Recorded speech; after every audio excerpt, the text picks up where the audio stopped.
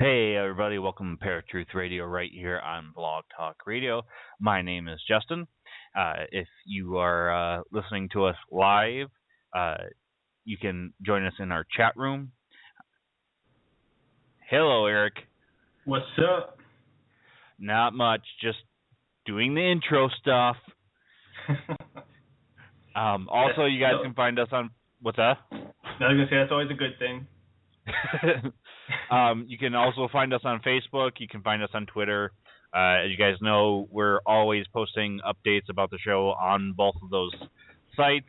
I do want to put out there, we are at 1% of our Indiegogo campaign. We do encourage you guys to continue to donate. We are trying to shoot for our goal and make some major improvements on the show. And yeah, so I'll post the link here for you guys in the chat room to go check it out. See what are they called? The perks. The perks that we have for you guys. If you donate $10 all the way up to $250, you don't have to donate that much. You can donate $1. You can donate $5. Anything and everything helps to make some improvements on the show. And Eric has some exciting news about a short film that he's working on. He's got a new Facebook page out for that. And what's the name of it? It's called The Revealed. And you can, for anyone listening, if you'd be so kind to like the Facebook page and share it with your friends, you can check it out at facebook.com/The Revealed Movie. It's going to be pretty exciting. It's going to come out in 2016. I'm in pre-production now. We're going to start production fall of 2015, so probably around September, hopefully. And it's about a young author who finds herself being haunted by the very being that she writes about. So it's something to look forward to. It's a spy horror, so it should be right everyone's alley who listens to this show. Yeah. And this is your thesis movie? This is a thesis movie, yes, technically. Okay. But this is a film that's going to be, that I'm going to put into a film festival. Yes, into a festival. So this is a festival film. Probably around. Well, I would expect you to, either way, even if it wasn't a thesis film, you need to get this produced and put into a short film, because I'm actually excited about it for you too. So. Thanks. So folks, this week we're talking about the Incubus and Succubus. We have done this on what? I'm losing you. Don't know if you can hear me or not. I can hear you. Can you hear me? And he's gone. Okay. Well, while we are waiting for Eric to get back, the Incubus and Succubus, I believe we've done on previous shows before in the past. I believe we did it on Night Stalkers Paranormal Radio. I don't know if Eric did it by himself. I'm pretty sure I didn't do it by myself. I'll wait for a few minutes here for Eric to get back on or call in with his phone. The Incubus and Succubus is basically a demon, just that. There's no argument about what it is. There have been numerous cases of people being attacked by these particular demons. The Incubus is the male counterpart. The Succubus is the female counterpart. And without Eric, I don't know where to go from here. So we'll give him a few minutes here. If you guys want, check out the Indiegogo page while we're having some technical difficulties here. And we'll go from there. Also, if you want, check out our Facebook page and our Twitter page. And I think what I will do is go to a quick break here while Eric gets his stuff situated so we can continue the show. Oh, is that him? Nope, that's not him. So we'll be back in just a minute. Confessions of a Potentially Perfect Parent, brought to you by AdoptUsKids.org. I might look like an adult, like a person who could possibly be a parent, but I have no idea how to talk like one. And everyone knows that if you want to be a parent, you have to sound good when you say things like, "Don't make me turn this car around," or "Because I said so," or "Don't make me come back there." I don't even really know what those things mean, but I know that I actually believed my parents when they said them to me. How did they manage to sound so convincing? Here we go. "Don't make me come back there." Oh, no, that's not tough enough at all. Kids can sense weakness. "Don't make me come back there." Ooh, yeah, that's better. In fact, that kind of sounded like my dad. Weird. You don't have to be perfect to be a perfect parent. There are thousands of teens in foster care who would love to listen to you practice your dad voice. Call 1-888-200-4005 or visit AdoptUsKids.org for more information. This message brought to you by the U.S. Department of Health and Human Services, Adopt Us Kids, and the Ad Council. Welcome back to the Dog Show. Up next, we have Satchmo. Satchmo is a member of the Shelter Pet Group. That's right, a group known especially for their couch-snuggling, ball-chasing, face-licking, tail-wagging, backyard-hanging, and, of course, companionship. And what breed would you say Satchmo is? I'd have to go with maybe a lavish terrier-hound chihuahua-looking kind of mix. Tremendous dog. I'd also like to point out Satchmo's coloring, a white, gray, brown, black brindle, simply marvelous. You know, it's such a treat to watch a dog like this. Now, let's see him in action. Look how he makes eye contact with his person. That's actually known as the treat stare. How intuitive. And now he appears to be excitedly turning in circles. Ah, the happy dance, so common with this group. And finally, the loving face lick. It's great how he just gets in there and, well, licks. Fantastic. But really, the best way to know an amazing shelter pet like Satchmo is to meet one. Visit theshelterpetproject.org today. Adopt. Brought to you by Maddie's Fund, the Humane Society of the United States, and the Ad Council. Okay, we are back. I'm still waiting on Eric, so we'll get into this a little bit. The incubus and succubus are demons, male and female counterparts. Incubus is the male, succubus female. These demons are well known for coming to people in their dreams. When they come to people in their dreams, they usually are trying to arouse people because they feed off the sexual arousal energy of the person. The incubus is a little more well known than the succubus, I believe. Nope, I'm wrong. The succubus has a little bit more background than the incubus. The succubus dates back to the earliest account is 1387, and the incubus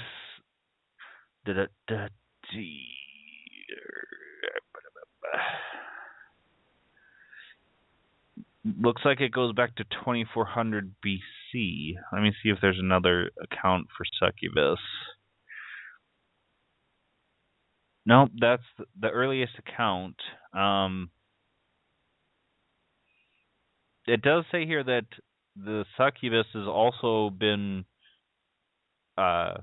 related to the siren, which goes back to Greek mythology, of course. Wow, here we go. Technical difficulties there, man? Just a bit.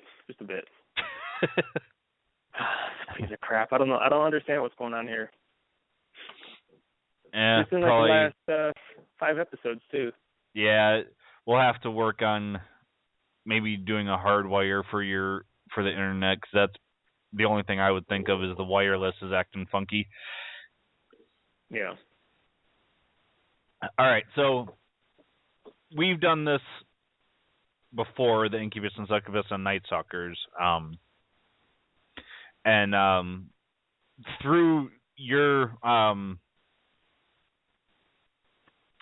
your research, what all did you find? Because I've kind of gone over what they basically are. I mean, there's no denying that these are demons. Right. Well, sorry, I lost all my stuff online here. Got to bring everything back up. One thing that I noticed that's interesting when discussing the incubus, and I don't know if you mentioned this or not, but sometimes it's been considered a demon that produces nightmares.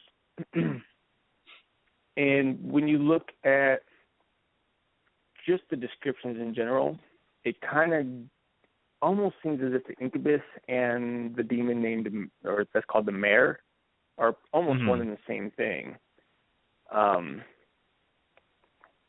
Crap. Sorry, I gotta use my I gotta use my laptop. I gotta log out of here.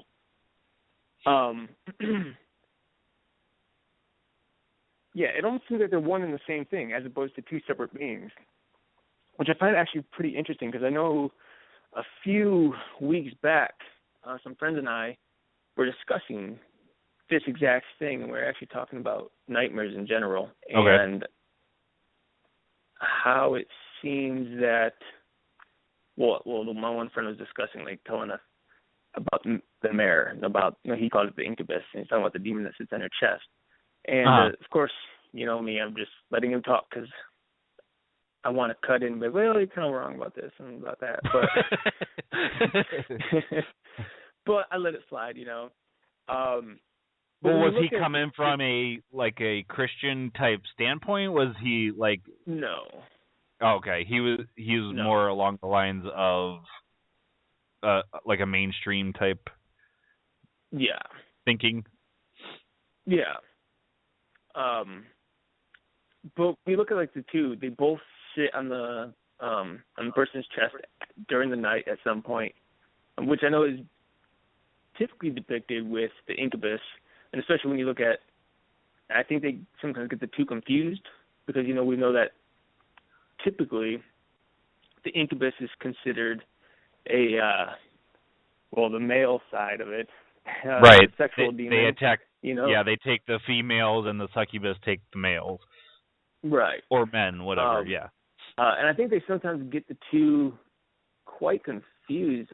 I don't really know why, because there is quite a big difference between the two, considering the mare, all it does is sit on your chest and produce nightmares throughout the night, which is often the type of, and don't quote me on this, but I would imagine it's typically the type of demon that does everything in its power to allow your nightmares to start to evolve and control your thinking during the day. Because, how many times have we had nightmares and the next day and the day after that even, all we can think about are those particular nightmares, Almost a way to just kind of draw you and bring you down. Yeah, not to mention the nightmares that seem so real that when you wake up, you think that it's actually still happening to you. Oh, yeah. Yeah, for sure.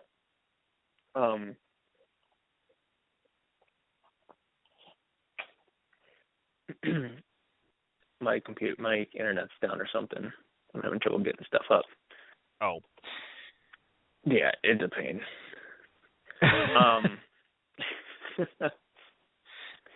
The one thing I'm trying my best to remember, because for those of you, it's one thing when we just have a normal discussion, but when we're on the radio show, we usually like to have all our material in front of us so we can glance at it to help us spark remember, I guess, because we know what we're talking about. We just often forget in the midst of the discussion. And there's some things I wanted to talk about in regards to Lilith. That's something I was going to ask about. As far as my readings through the Bible, Lilith is never mentioned in the Bible, right? Correct. Lilith was more a person or being that was researched a little bit more later on after the Bible was written, or was it there books that were taken out of the Bible that she was mentioned in? Lilith is pretty much more so folklore. Okay. Don't quote me on this because I haven't studied all the Apocrypha in depth, but I want to say that she was mentioned in some apocrypha. That doesn't mean that it ever was related to the Bible by any means. Right. It's just something that claims to have biblical value. Right. But Lilith tends to be more of the folklore side, and the belief, according to the lore, is that Lilith was created first before Eve, and Lilith didn't like having to submit to man, and because of that, she decided to leave. I can't remember if she decided to leave or was kicked out of the Garden of Eden. It says here she left Adam and refused to return to the Garden of Eden. Okay, so she left, and then God created Eve. And supposedly, it looks here too. It says after she mated with the archangel Samael.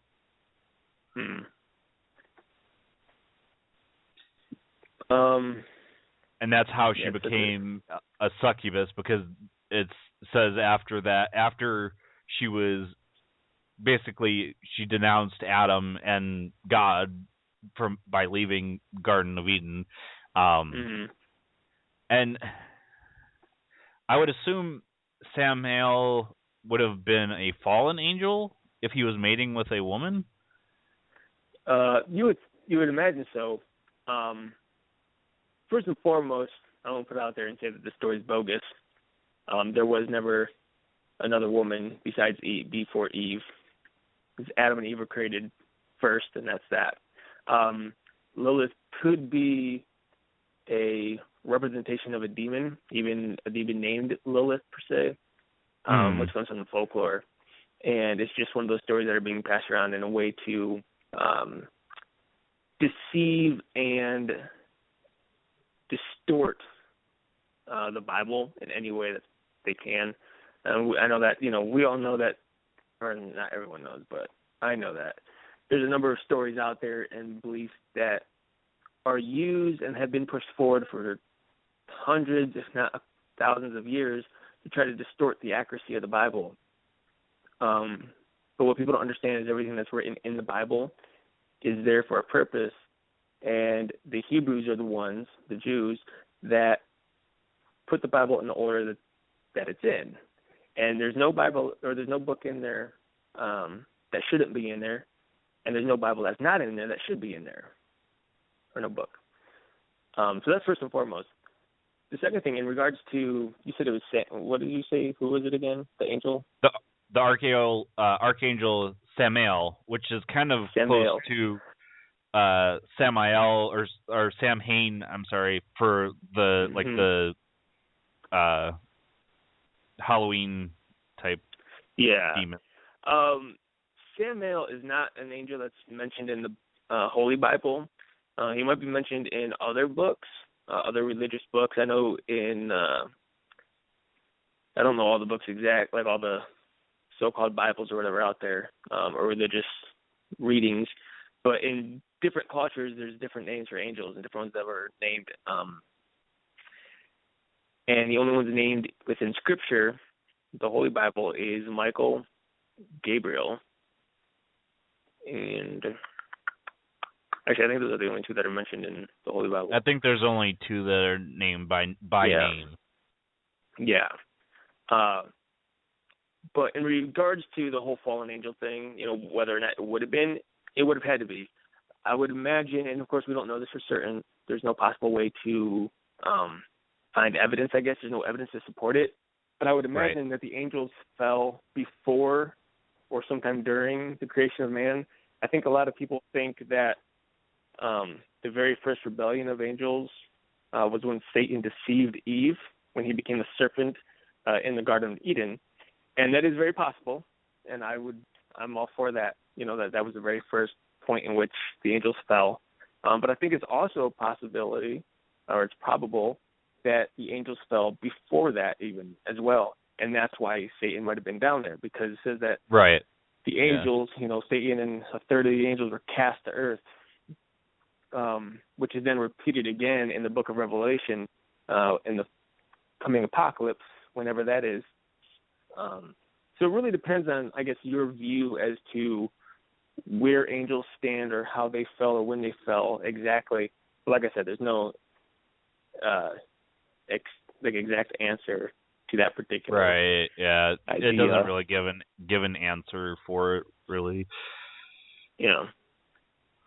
All right. I think we'll take our first real break here. You guys are going to listen to Eric's random fact of the day, and we have a new song that Eric has published for you guys. So if you need to take a quick bathroom break or anything like that, we'll be back in just a few minutes. Now, Eric's random fact of the day. Did you know that you can get a rough estimate of the temperature by counting the number of times that a cricket chirps? It's true. Just count the number of times that a cricket chirps in 15 seconds, then simply add 37.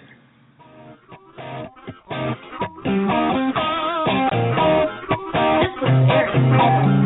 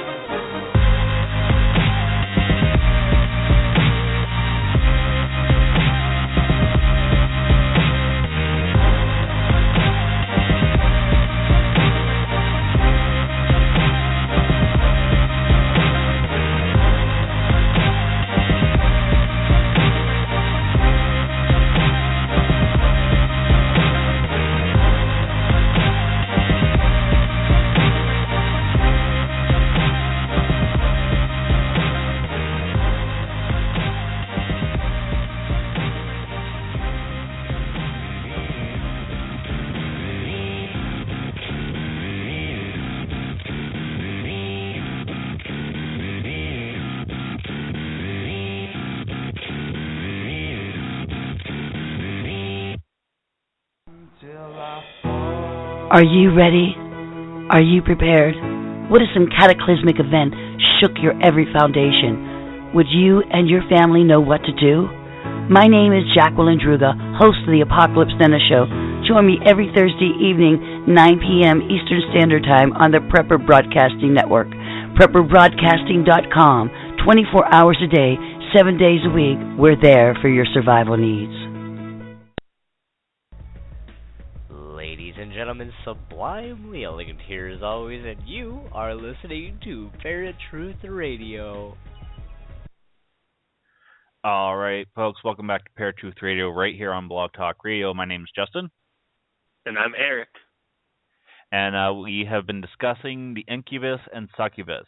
For those of you guys just tuning in, these creatures are demons that feed on people while they are sleeping. I guess, is feed even the proper term for that? Technically, no. I guess not. Anyways, they produce. It depends. They produce sexual dreams in men and women. Incubus attack women because it is the male counterpart, and succubus is the female counterpart that attacks men. If you guys have any info on this, me and Eric have researched this a couple of times, so we kind of know what we're talking about. But if we're missing something, or if there's something that you guys want to add, you can call in our call-in line, 914-205-5558. And then you just hit that one button, and it'll show us that you have something to add or a question. You can also hit us in our chat room. It's at the bottom of your screen if you're listening on the computer, and you can just hop in there and put in questions there. And if you guys ever have questions when we're not on there, join us on Facebook, on Twitter, put your 2 cents in. We would love to know of different things you guys are wondering about, or different guests you would like us to have on. So incubus and succubus, did you find some more information? Were you able to get it? No, up? It's down. Everything's down. I don't know why. I tried running some diagnostics. I even shut down the router itself and restarted it, and it's just not giving me anything. So I don't know. I don't know what's going on. Something that I kind of was thinking about during the break is it's every time that we are talking about some type of demon creature is when you're having these problems. Yeah, oddly enough. It is quite suspicious, for sure. So, folks, for you guys listening, we do have on our next break the debut of Paratruth Radio's Paranormal Headlines. So stay tuned for that. And if you guys are wondering about the music that Eric produced, that the name of that is Swift Darkness. All right, so incubus and succubus. These creatures are demons. We were just talking about Lilith, who was supposedly Adam's first wife, who was later turned into a succubus because she left the Garden of Eden and denounced Adam and God as well. Lilith has been brought up several times in different books, not just people researching this demon, but also fictional books have been written where Lilith comes into play. And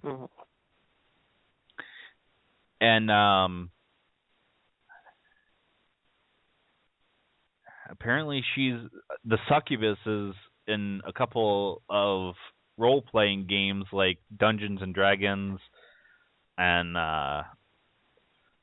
Overlord, which is a video game, World of Warcraft. So, I mean, these creatures are throughout pulp fiction as well, which is weird. Oh, for sure. I mean, succubus has also been seen on a number of movies and TV shows. I know there's movies out there, sci-fi movies in particular, directly written about the succubus. But then there's also TV shows, one being Sleepy Hollow. There was an episode, I believe, this season about the succubus, earlier in the season. And then, of course, we all know about Supernatural when they had Lilith on playing. That was season 4, I believe. Yeah, it was one that we watched together. Mm-hmm. And she was a little girl. Yep. Mm-hmm. Which is interesting because according to some of the myths regarding Lilith, is that she is somehow connected to children. And I know some myths say that she's the devourer of children, that she looks for children to prey on.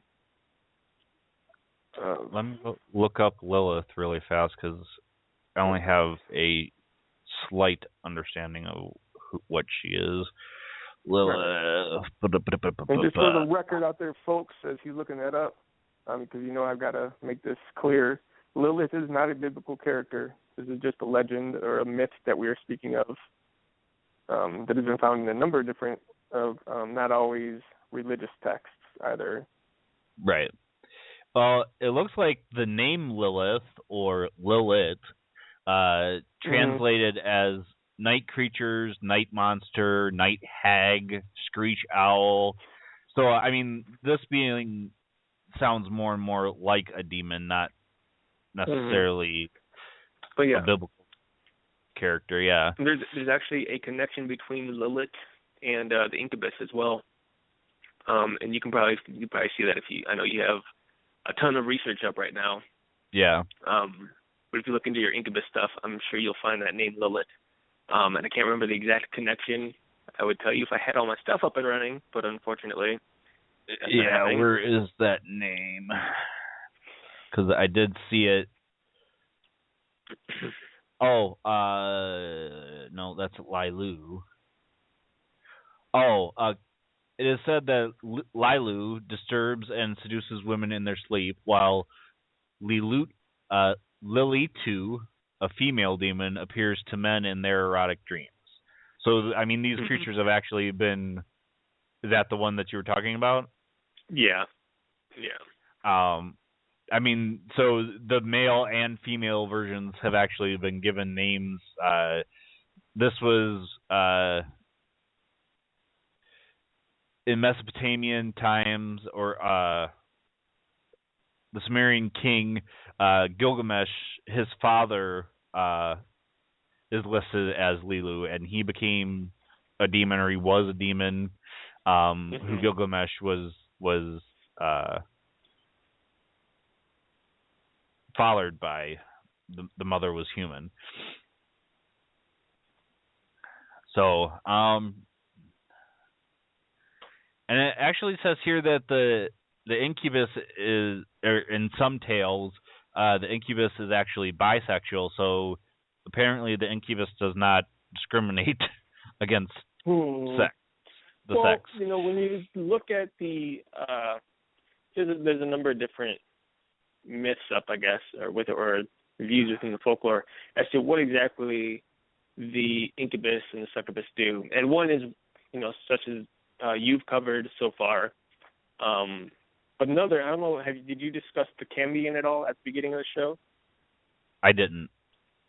Okay.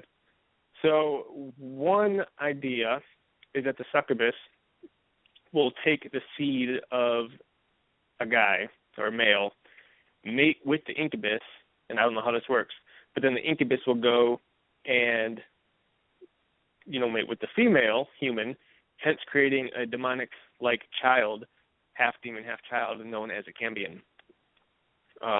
That's old folklore. That's something I found years ago. I just remembered. But that's an interesting take on it. Yeah. And I think we did talk about that when we first did this the first time. Now, and I'm pretty sure Cambions were discussed or were brought up in Supernatural as well, right? A couple of times. So, and I mean, that actually would be what Gilgamesh was. His father was a demon who mated with a female human, and Gilgamesh was the product. But he was a hero, not a villain. And that story dates back to 2400 BC. And this is all in the incubus. I mean, there's references that go back to St. Augustine. There was a couple of others. There's Merlin is somehow. Oh, here we go. The incubi are sometimes said to be able to conceive children. The half-human offspring of such a union is sometimes referred to as a cambion. The most famous legend of such a case includes that of Merlin, the famous wizard of King Arthur. I forgot about that. They said that he didn't have a father, only a mother, and they believed that his father was a demon. So something kind of interesting there. Another thing here, it says, according to the Malleus Maleficarum, exorcism is one of the 5 ways to overcome the attacks of incubi. The others being sacramental confession, the sign of the cross, moving the affiliated to another location, and by excommunication of the attacking entity, which is perhaps the same as an exorcism. So since you've had some training in this, I know you didn't get into exorcisms, but do you know what the difference between excommunication of a demon and exorcism is? No. Okay. I don't. Were they saying that they're pretty much one and the same, or? Well, I've heard it of it says. before. I just can't remember. Yeah, it says, and by excommunication of the attacking entity, which is perhaps the same as exorcism. So it doesn't say that's exactly what excommunication is, but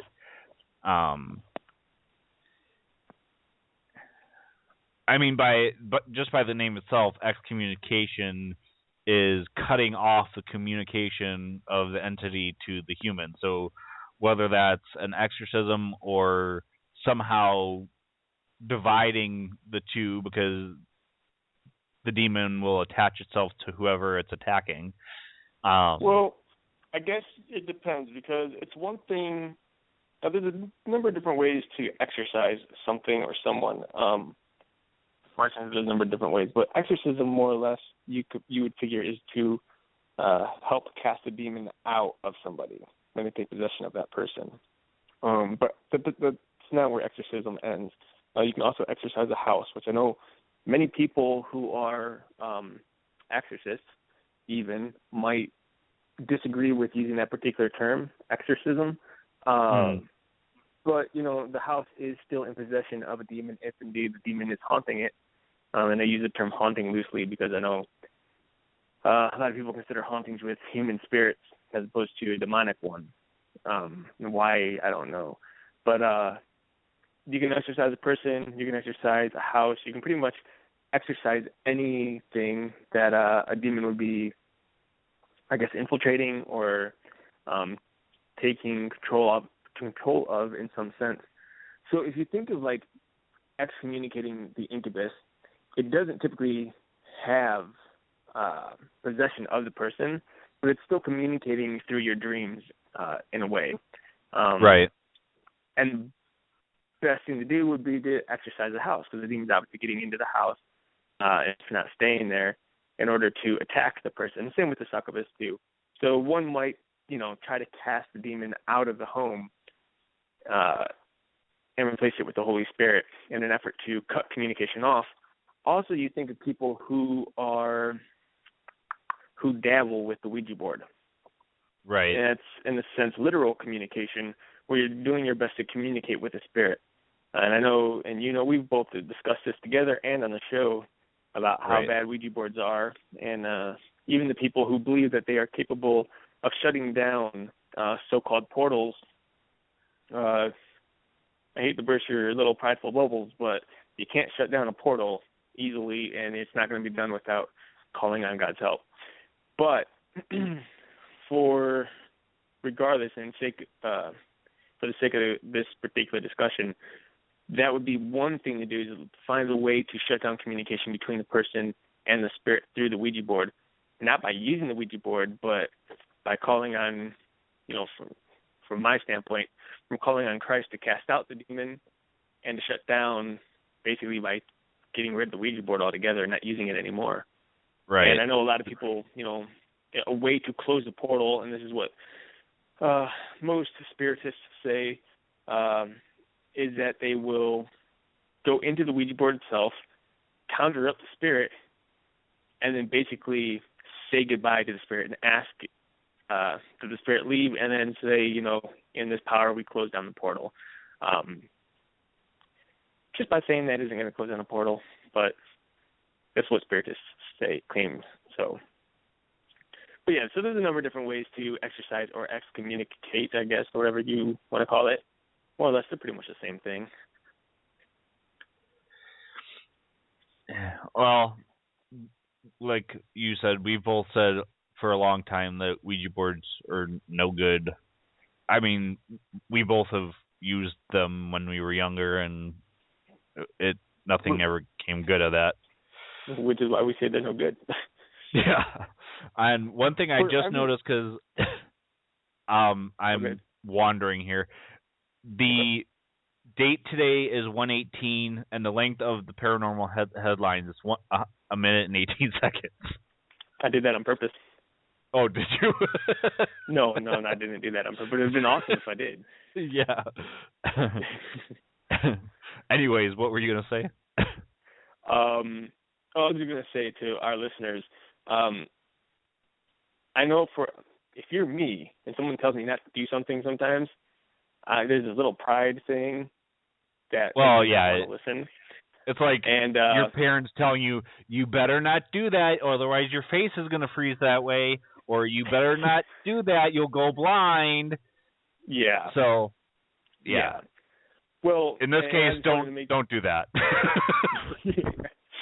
Well, I just wanted to make the statement because it's one thing when I hear it from someone who hasn't been through the same thing as me. It's another when I hear it from someone who's been through the same thing. Yeah. And for those of you tuning in and listening to us every week, or just tuning in for the first time, when we ask you not to play with the Ouija board because it's a dark and rather evil thing, yes, I'm going to go ahead and say evil. It's not because we're clueless about it and we're just throwing it out there because we're scared of it. We're not scared of it. We're just have some wisdom about it, considering the fact that we've been through it, have used it, have had negative effects, and have talked to numerous people who've also had those same effects happen to them, along with a number of case studies that we've done throughout the years. So we are coming from an area, where we know what we're talking about. And we're trying to steer people clear and save you a lot of grief. Yeah. All right, we are going to go to paranormal headlines, folks, and then we're going to make this a real quick break. We've got about 15 minutes left, roughly. So here are the paranormal headlines. And now, Paratruth Radio's paranormal headlines.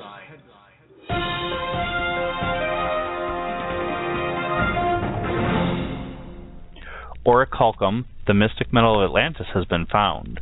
According to an article from MoviePilot.com and Discovery News, workers off the coast of Sicily found 39 ingots of the metal in a shipwreck dating back to the 6th century. Researchers have found that orichalcum is made up of 75% copper, 20% zinc, and a sprinkling of nickel, iron, and lead. Although this may not point to the discovery of Atlantis, it is still an amazing discovery, and divers continue to investigate the wreck and its strange contents. This was a segment of Paratruth Radio's paranormal headlines.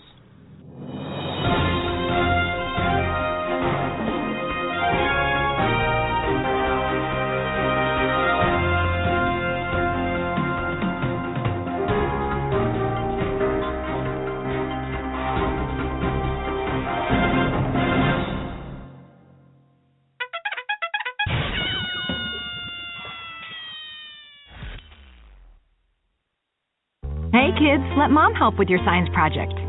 This new mom wants her kids' science project to thrive. Too bad she hasn't cracked a science book since 1985. A metathesis reaction? Compounds, mixtures, and elements. Even this baking soda volcano is too big of an experiment. Whoa. Now she's completely forgotten the periodic table. Now she's burning a hole through the kitchen table. explaining with science. But her kid's love for the mom is truly transparent. Proof you don't have to be perfect to be the perfect parent. Don't tell Dad. You don't have to be perfect to be a perfect parent. Thousands of siblings in foster care will take you just as you are. For more information on how you can adopt, visit adoptuskids.org. A public service announcement from the U.S. Department of Health and Human Services, Adopt U.S. Kids, and the Ad Council. This is Bill Hall, author of the book, The World's Most Haunted House, and you're listening to Paratruth Radio. All right, folks, welcome back to Paratruth Radio. I'm Justin. And I'm Eric. And we've been discussing the Incubus Succubus. So it's roughly getting close to the end of the show. These are demons. I mean, there's no ifs, ands, or buts about it. This isn't a cryptid that we could say maybe it's a demon. They are literally defined as demons. They're creatures that prey on us as we sleep. As Eric and I discussed, there have been legends where the succubus collects the seed of the male and gives it to the incubus to then impregnate a human female and comes up with a child that's known as a cambion, half human, half demon.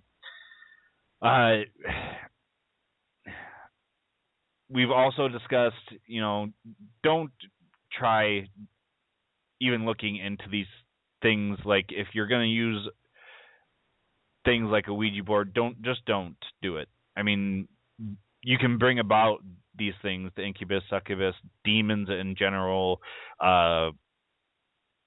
whatever your beliefs are. I mean, my particular belief, there are bad spirits that are not demons. Eric's side is that they are demons, which I could see how both are pretty much the same thing. Dark spirit, demon, really the same thing.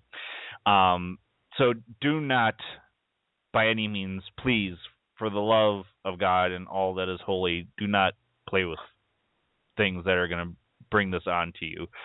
I wanted to give you the chance really fast before we start getting into what's coming up for everybody, to protect yourself against an attack from these things from a Christian standpoint. Wait, what are you asking? How to protect yourself from these demons? Yourself? From a Christian standpoint, well, first and foremost, I guess the easiest thing to say is what you just said. Don't dabble with it. I'm sure there's people out there who have called upon a succubus or an incubus for whatever reason, which I don't know why you would. I mean, I can think of why you might, but they're not good reasons why, that's for sure. Of course, well, Christian just to touch on that really fast, there are people, and this was an article, or not an article, a radio, like they were discussing this. There are people that literally seek out spirits, whether they're demons or not demons, seek out spirits to have sexual relationships with. Wow. Things just got heavier. This just went down a road I was not expecting to go down. I had heard it a while back, and just talking about the incubus and succubus, it made me think of that, and kind of makes you wonder why people would do such a thing. But anyways, continue. If I can.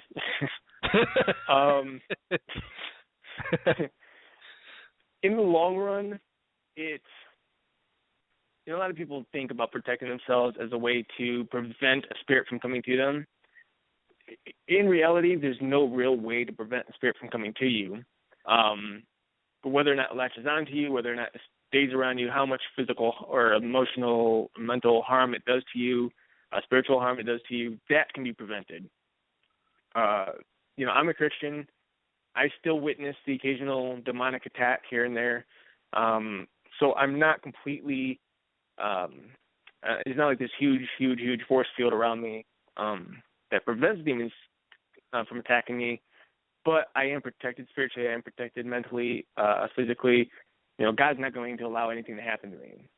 He does allow demons to come forth at certain times to test us.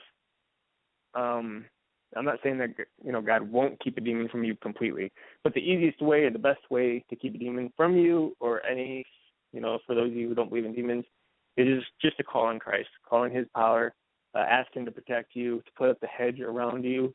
And that hedge comes from the Book of Job.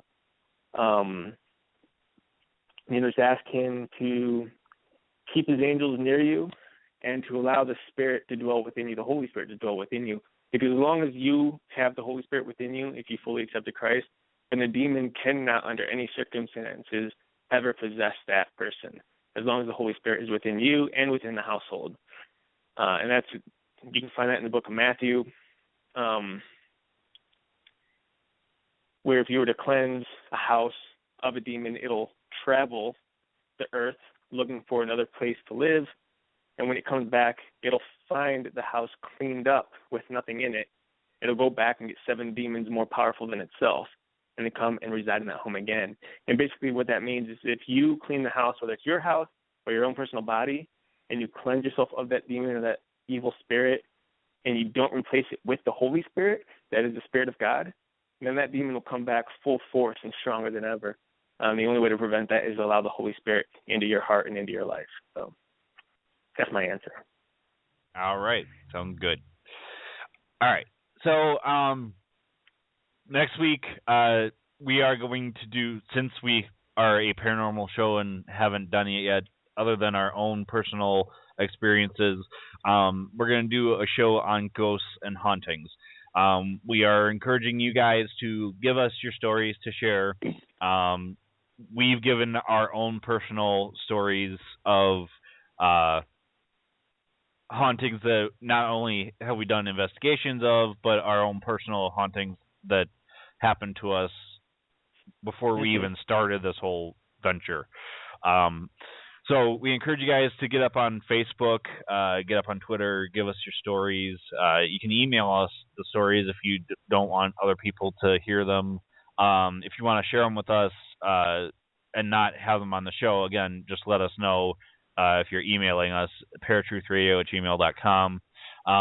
Also, during that show, you can call in live, 914-205-5558, and share your story that way as well. The show after that will be fairies, and the show after that will be David Montaigne, which his book is End Times in 2019. And me and Eric we had done numerous shows when 2012 was happening, and everybody was like, "Oh no, the Mayans are like, we're gonna die," and me and Eric like, "Yeah, it's not gonna happen." I swear, we're not psychics. We just figured. And I mean, usually when people say the end of the times, or the world is going to end, I usually say it's just going to end as we know it. In 2012, nothing drastic really changed for humanity. We're still at war. We're still having a bunch of terrorist attacks and everything else. So, I mean, there are people which Eric can account would say that we are heading towards the end of times, or the apocalypse, the biblical apocalypse, because the signs are there. So it'll be interesting to get David on. I don't know if he comes from a biblical standpoint. He seems like he's done more research than a biblical standpoint, but I mean, there have been other societies, ancient societies that have given the dates that this is going to happen. So it'll be interesting to talk to him. We are supposed to be having Rupert Matthews on as well. I'm hoping we can get him on. He is the author of Poltergeist and Other Hauntings. He is in England, so it'll be a pre-recorded show because it's a little late in England when we do our live shows.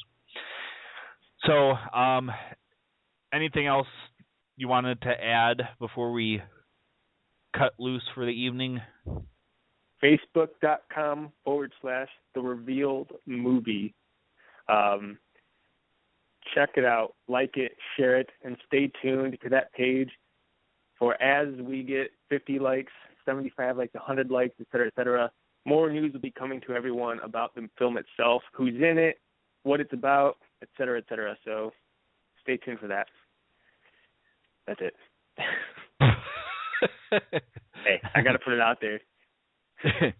Yeah, I put the link for you guys in the chat room if you're listening on the computer. If you are listening to the archive, I will include our Indiegogo campaign, which it is in the description for the show, but I will put it in the comments for you guys that are listening to the archive, as well as the Facebook page for the reveal.